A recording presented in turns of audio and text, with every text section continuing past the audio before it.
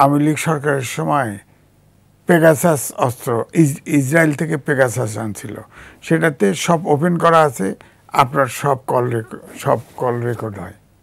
হয় এই, কিন্তু কোথায় আছে বলে না, এই সরকারও বলছে না, কিন্তু রেকর্ডার আছে। আপনাকে চাইলেই আপনার ফোন রেকর্ড করতে পারবে।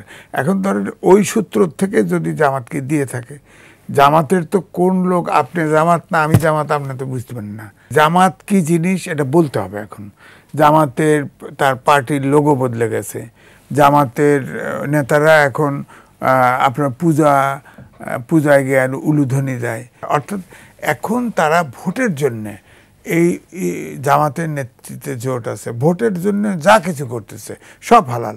অথচ এই ইসলামিক আন্দোলনের আপনার আমির বলেছিল যে জামাত বামপন্থীরা ক্ষমতায় যায় তাহলেও ইসলাম একবার আপনার কায়েম হতে পারে, ইসলাম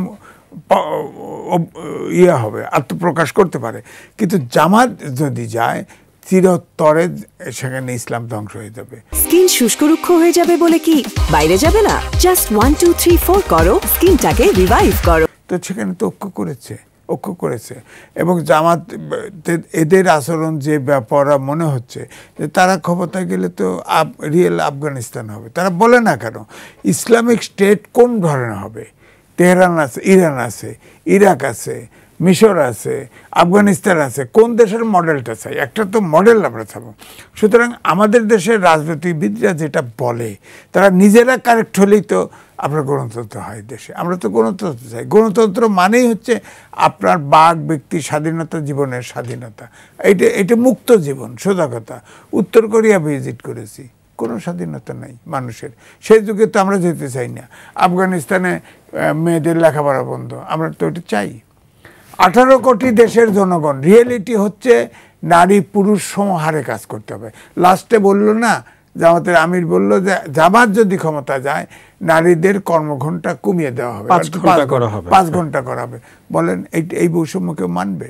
আপনার কলিগ 5 ঘন্টা কাজ করে চলে যাবে, আপনি একই শ্রম দিয়ে আপনি শ্রম দিবেন? এই বৈষম্য কি করে সম্ভব? সেন্সাসে দেখা গেছে পুরুষের চেয়ে নারী বেশি, এবং আরও যদি এইভাবে অনুপাত হারে চলতে থাকে একসময় তো নারীরা স্বামী খুঁজতে থাকবে, পাবে না, পুরুষের সংখ্যা কমে যাবে।